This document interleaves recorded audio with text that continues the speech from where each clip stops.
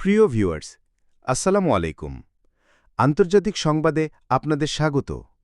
দক্ষিণ চীনের কুনমিং শহরে অনুষ্ঠিত হল এক ঐতিহাসিক ত্রিপাক্ষিক বৈঠক, যেখানে মুখোমুখি বসেছিল চীন, বাংলাদেশ ও পাকিস্তান।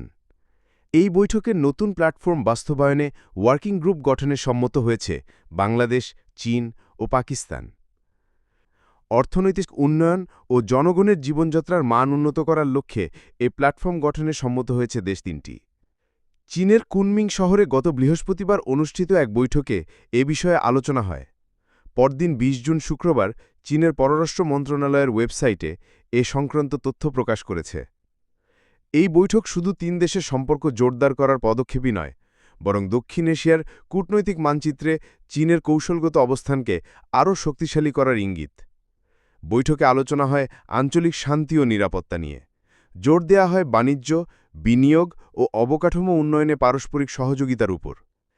চীনের বেল্ট অ্যান্ড রোড ইনিশিয়েটিভ বা বিআরআই প্রকল্পের মাধ্যমে নতুন করিডোর ও যোগাযোগ ব্যবস্থা তৈরির রূপরেখা তুলে ধরা হয়। বিশ্লেষকদের মতে এটি চীনের দক্ষিণ এশিয়ায় প্রভাব বিস্তারের এক গুরুত্বপূর্ণ পদক্ষেপ।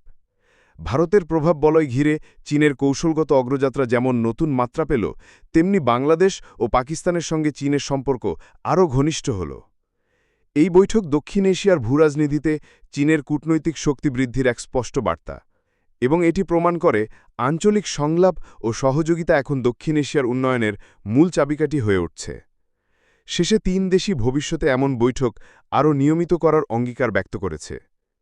বিশ্বজুড়ে আগ্রহ এখন দক্ষিণ এশিয়ার নতুন কূটনৈতিক সমীকরণে। এ ধরনের আপডেট বিষয় নিয়ে বিশ্লেষণধর্মী সংবাদ পেতে আমাদের চ্যানেল সাবস্ক্রাইব করুন।